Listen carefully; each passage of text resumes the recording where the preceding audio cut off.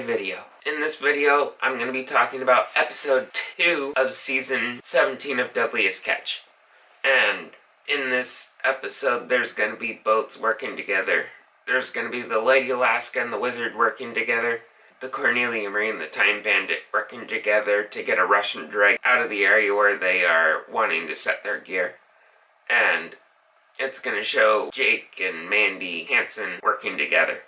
This episode starts out with Sig Hansen and Casey McManus talking about the fleet has 5 million pounds of king crab and Bairdi crab to catch, and if they don't, then the fish and game will come to a conclusion that the crab population is not very good, and that'll lead to the crabbing industry be shut down for 2 years. So it shows them talking about that, and this episode starts out with the Time Bandit and the Cornelia Marie.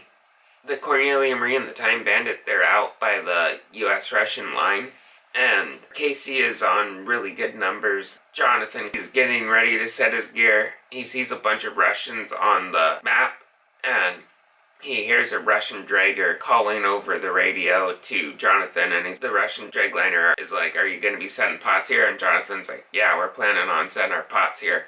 And he's like, "Well, don't." So then Josh is on deck running the crane and throwing shots of line, and Jonathan calls Josh up to the wheelhouse and he tells him what's going on, and they call Casey over the radio and they tell Casey that a Russian dragliner told him not to set his gear there, and Jonathan's like, "I'm not gonna listen to a Russian and telling me what to do in US waters."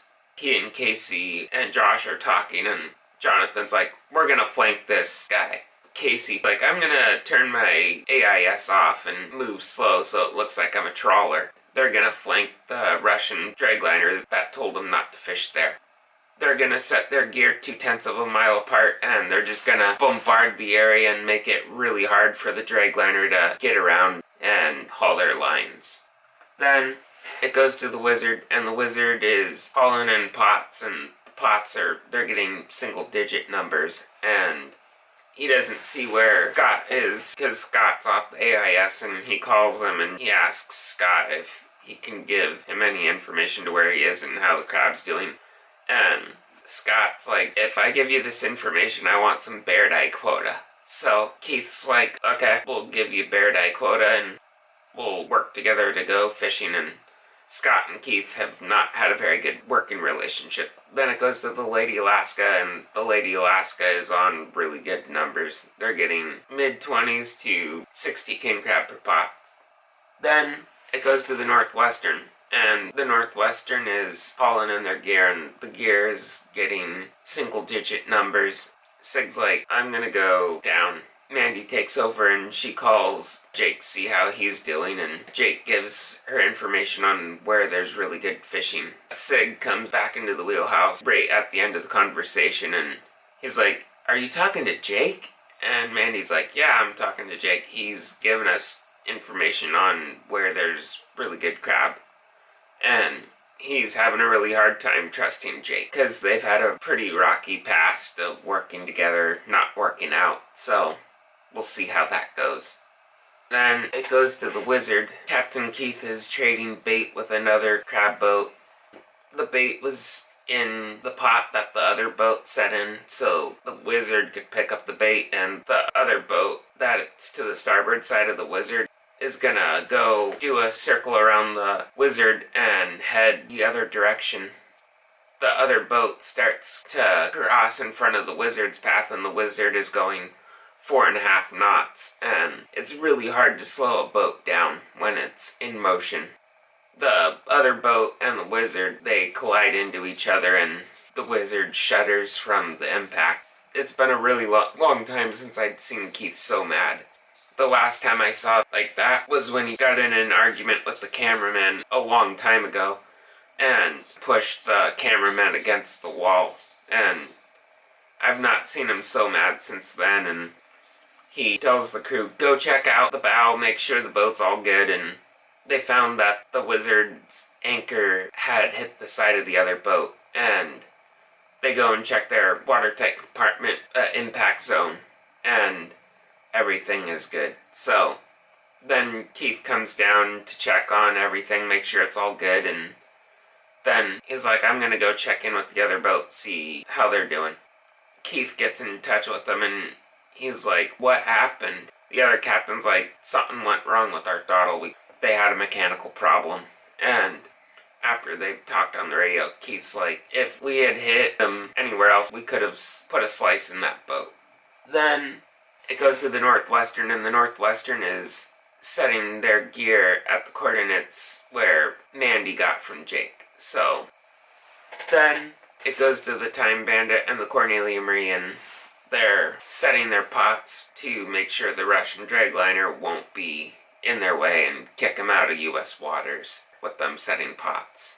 Then it goes to the Wizard, and the Wizard meets up with the Lady Alaska at the coordinates that the Lady Alaska gave them, and the Wizard is setting their gear after they've met up with the Lady Alaska, and the Lady Alaska, they're on really hot fishing.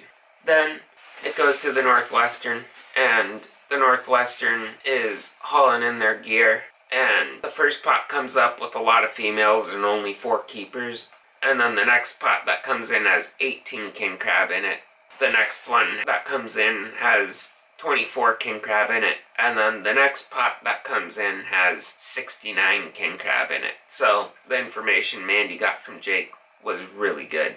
Sig's like, well, I gotta hand it to you. I gotta trust your decisions more.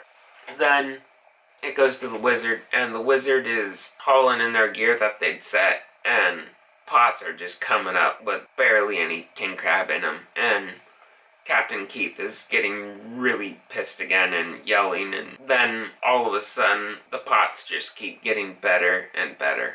So when the pots were not very good, he was trying to call Scott Campbell Jr. on the Lady Alaska, and Scott was not picking up because he was distracted by all the good numbers of king crab they were hauling in, and a little bit later calls Captain Keith, and they're talking and saying that they're on really good numbers, and Scott Campbell Jr. is like, we'll be done in about 10 hours for king crab season, and then we'll move on to Bairdi season. Then it goes to the Time Bandit and the Cornelia Marie, and they start hauling in their gear, and the pots are doing really well. They're getting anywhere from 20 king crab up to 60 plus king crab per pot. So then it goes to the Lady Alaska and the Wizard, and they're both hauling in their gear, and they're both still doing really good, and it shows Scott hauling in his last pot, and he's like, our season is done. Lock the chains down. We're headed into port.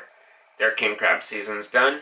And then it goes to the Northwestern and the Saga, and the Northwestern comes up to the Saga, and they get really close to each other, and Sig honks the horn on the Northwestern, and they are talking and cheering, just having fun, and they're getting really close to finishing up their 2020 king crab season. And Jake is also still on really hot fishing. Then it goes to the Time Bandit and the Cornelia Marie, and they're still hauling in their gear, and it's nighttime, and they're ready to mark their territory and kick the Russian dragliner, captain, and boat out of their crab grounds. What they do is they get flares and sparklers, and they shoot the flares off and mark their territory, and Captain Jonathan gets his air horn and sticks it out the window, and he goes like, like that multiple times, and that is how episode 2 of season 17 of Deadliest Catch ends. I hope you guys enjoyed this video. Stay tuned for episode 3's review.